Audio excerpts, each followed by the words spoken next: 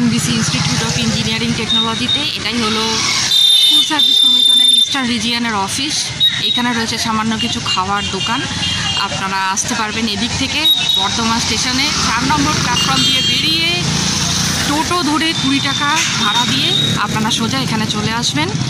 এখানে চলছে নাম লেখানো ব্যবস্থা আছে, টেবিল ওয়াইজ নামটা লিখিয়ে নেবেন।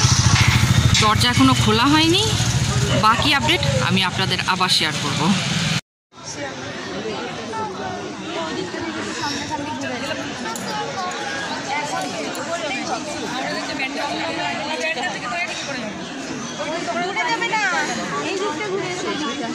আমাকে দেখতে পাও যেন।